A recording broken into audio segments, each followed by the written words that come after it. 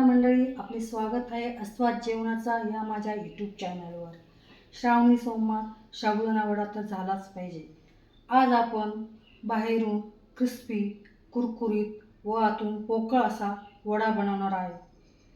वडा तेलात फुटणार नाही, तेलकट होणार नाही, याच्यासाठी काय काळजी घ्यावी हे मी तुम्हाला इथे सविस्तर सांगणार आहे. चला तर जास्त वेळ वाया न घालवता आपण आता इथे रेसिपीला सुरुवात करूया. इथे मी 4 कप साबुदाणा घेतलेला आहे. साबुदाणा मी स्वच्छ धुवून रात्रभर पाण्यात भिजत ठेवला होता. रात्रभर पाण्यात भिजल्यामुळे साबुदाणा एकदम असा मऊसूत भिजला जातो. तुम्हाला जर 5 ते 6 तास भिजवायचा असेल तर काहीच हरकत नाही. साबुदाणा कसा भिजवायचा हे तर जवळजवळ सर्वांनाच माहिती आहे. साबुदाणा बघा आपला कसा भिजला गेला आहे. तुम्ही बघू शकता साबुदाणा असा एकदम मस्त मऊसूत भिजला गेला आहे.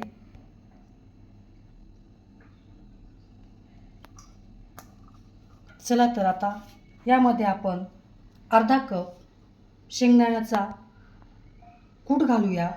शेंगदाणे मी भाजून घेतले होते व त्याची अशी जाडसरच भरड करून घेतली आहे.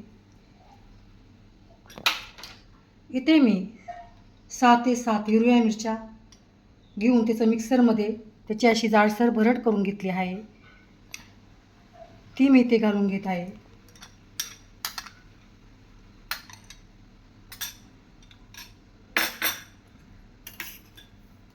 अर्धा चमचा जिरं, अर्ध्या लिंबाचा रस,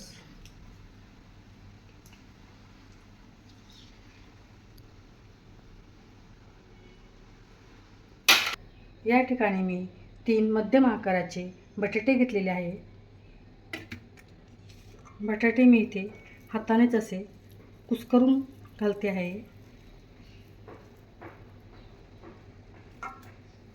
बटाटे घातल्यामुळे ना साबुदाणा वड्याला बाइंडिंग पण खूप छान येते आणि ते मिश्रण एकजीव होण्यासाठी आपल्याला मदत होते. खाण्यासाठी पण बटाटा वडा छान लागतो. तुम्हाला जर बटाटे किसून घालायचे असेल तर काहीच हरकत नाही. बटाटे जास्त घालायचे नाही किंवा जास्त कमी पण प्रमाणात नाही घालायचे. चवीनुसार इथे मी 1 चमचा मीठ घेतलेले आहे. हे सर्व मिश्रण हाताने असे एकजीव करून घ्यायचे.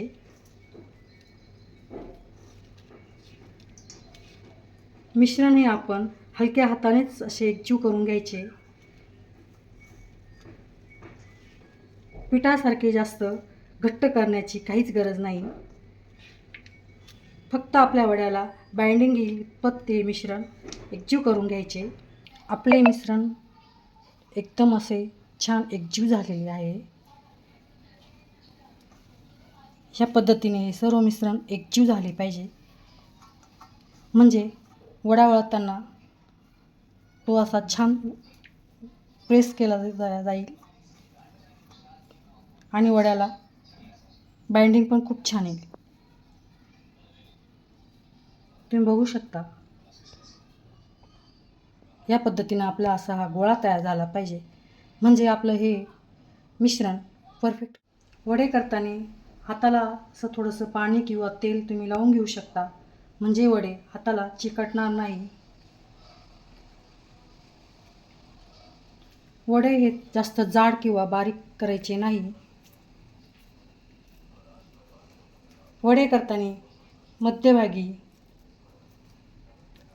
हाताला असे प्रेस करून पॅटीसारखा वड्यांना आकार द्यायचा. वडे करताना वड्यांना कडाला अशा चिरा जाणार नाही याची काळजी घ्यायची. वड्यांना जर चिरा गेल्या तर वडा तेलात टाकल्यानंतर तो फुटू शकतो व वडे तेल पण जास्त शोषतात. त्यामुळे वडे करताना वड्याला चिरा जाणार नाही याची काळजी घ्यायची आणि पॅटीसारखे सर्व वडे तयार करून घ्यायचे. या ठिकाणी मी आता हे सर्व वडे तयार करून घेते. सर्व वडे मी इथे एकसारखे करून घेतलेले आहे. अनेक जणांची अशी तक्रार असते की तेलात वडा सोडल्यानंतर तो फुटतो. त्यासाठी तेल आहे ना आपण जास्त गरम पण करायचं नाही आणि जास्त थंड पण ठेवायचं नाही.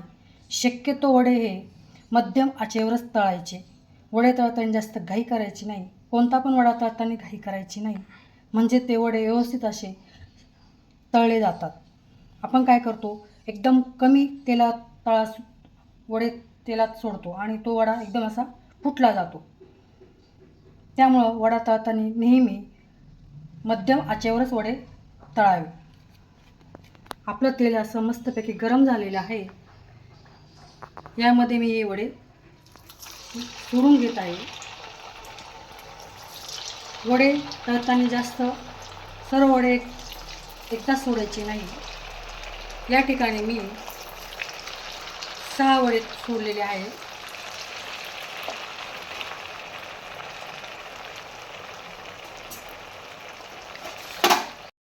वडे तेलात घातल्यानंतर लगेच त्याला परतवण्याची घाई करायची नाही.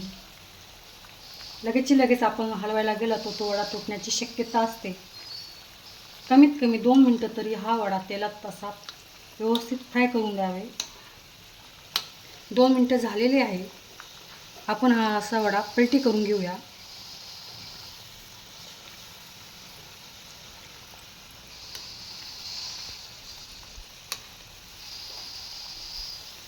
तुम्ही बघू शकता आपला वडा किती छान असा तळला जात आहे.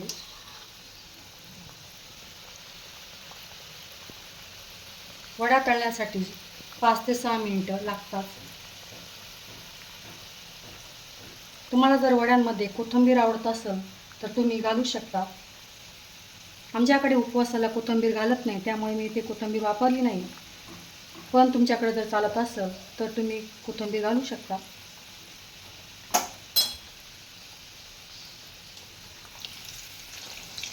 तुम्ही बघू शकता आपल्या वड्यांना किती छान असा कलर आलेला आहे.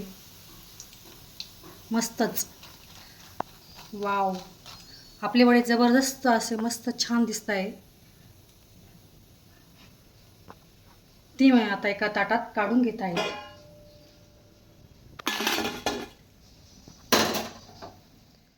या ठिकाणी राहिलेले वडे पण मी तेलात सोडून घेत आहे.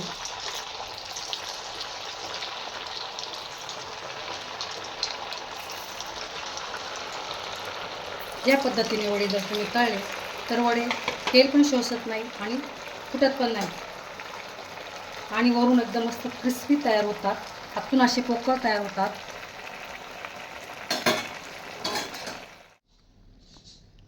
आपले वडे तळून झालेले आहे. तुम्ही बघू शकता किती असा मस्त छान कलर आलेला आहे. हे एका मी ताटात काढून घेत आहे.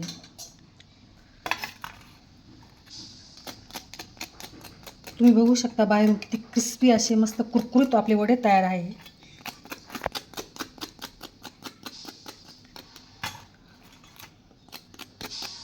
यातला मी तुम्हाला एक वडा असा फोडून दाखवते. तुम्ही बघू शकता वडा आपला आतमध्ये किती छान असा पोकळ झालेला आहे, मऊसूद आहे आणि बाहेरून किती असा क्रिस्पी तयार झालेला आहे. वाव, मस्त. चला तर आपण याबरोबर आता खाण्यासाठी चटणी तयार करूया. इथे मी वड्यांबरोबर शेंगदाण्याची चटणी बनवणार आहे. त्यासाठी मी इथं अर्धी वाटी शेंगदाणे घेतलेले. शेंगदाणे आपण मस्तपैकी असे भाजून घेऊया आणि सालासकटच शेंगदाणे आपण घालूया. 8 ते 9 हिरव्या मिरच्या घेतलेल्या आहे मी. अर्धा चमचा आपण इथे जिरे घातलेले. चवीनुसार मीठ आणि इथे मी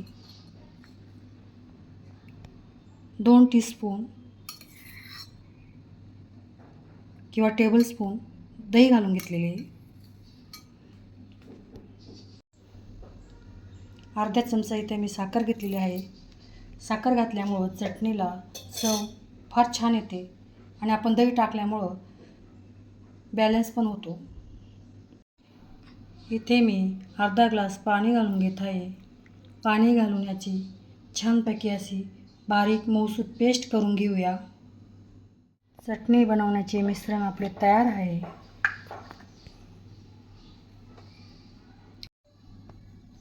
आपली चटणी तयार आहे.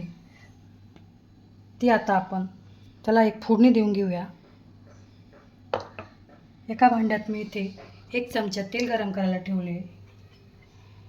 त्यात अर्धा चमचा जिरे घालते मी. 2 सुक्या लाल मिरच्या आणि हे सर्व बारीक केलेले साहित्य यात मी घालून घेत आहे.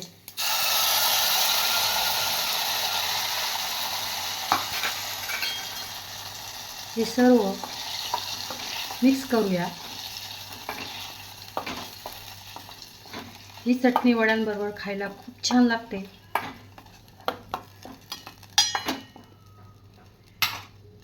चवीनुसार मीठ.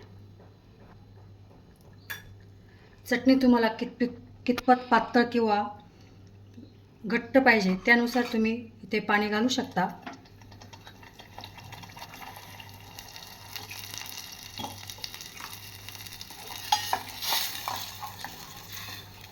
हे सर्व मिश्रण पुन्हा एकजीव करून घेऊया. या चटणीला काही ठिकाणी शेंगदाण्याची आमटी पण म्हणतात, झिरकं पण म्हणतात.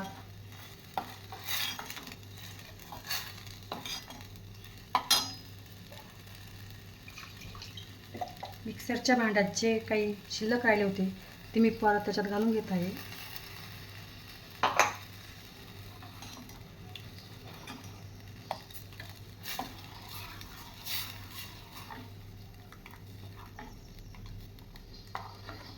काही ठिकाणी साबुदाणा वड्यांबरोबर ही चटणी सर्व केली जाते.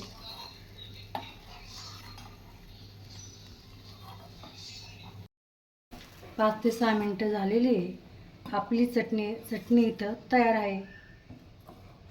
तुम्ही बघू शकता आपली चटणी किती असं मस्त घट्ट झालेली आहे. तुम्हाला जर चटणी पातळ आवडत असेल तर तुम्ही पातळ तयार करू शकता. आपली चटणी आता इथं तयार आहे.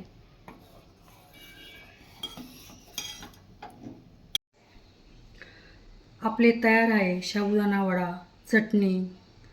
तुम्हाला जर चटणी दह्यासोबत खायची असेल तर तुम्ही दह्यासोबत खाऊ शकता. शेंगदाण्याच्या चटणीबरोबर खायचं असेल तर शेंगदाण्याच्या चटणीबरोबर खाऊ शकता. आजची ही माझी रेसिपी तुम्हाला कशी वाटली? माझी रेसिपी जर तुम्हाला आवडत असेल तर नवनवीन रेसिपी पाहण्यासाठी माझ्या चॅनलला लाईक करा, शेअर करा आणि सबस्क्राईब करा. धन्यवाद.